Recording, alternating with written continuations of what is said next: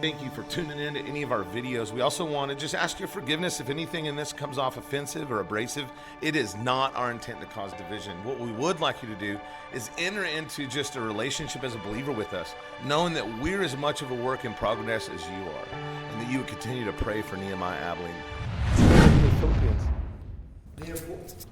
But what does it matter? The important thing is that in every way, whether from false motives or true, Christ is preached, and because of this, I rejoice. There it is. Man, if Paul said that, there's so much. Listen, I hear so many pastors talking about, man, I've got to protect, you got to protect your flock from false teachings. And it creates this thing where nobody ever goes outside of that environment and gets to know anyone else.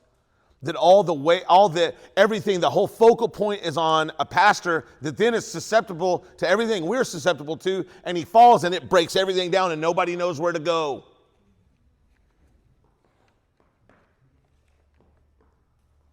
I'm not saying accept everything, right?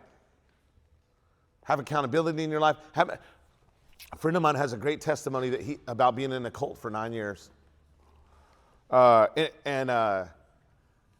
And the way he talks about it, he's an older man, and it happened many years ago. They didn't know. They had no clue. You know, most people that are in something like that, because we're talking false teachings and motives, right? This is how you know that this is all that matters, and that's why he says it like this. If it's pointing to Jesus, if everything's pointing to Jesus, whatever it is, there it is. Even if I'm out there preaching Jesus so that you know that I preach Jesus, that's what he's talking about. That motive to be seen preaching Jesus, but Jesus is being preached. Right? You're not preaching my ability to preach Jesus, just preaching Jesus.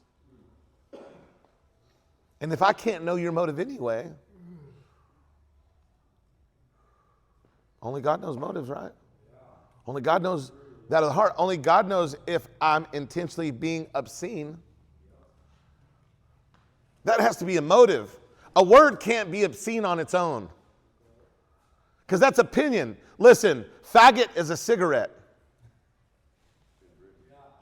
There's so many words we've changed into different stuff. You know that, right? Yes. Right?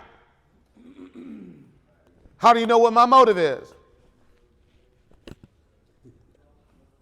Just being honest. Imagine what they think if you said you wanted to smoke a faggot. You may be accused of wanting to do a hate crime. But you see what I'm saying? Or other. That can be a double meaning there too.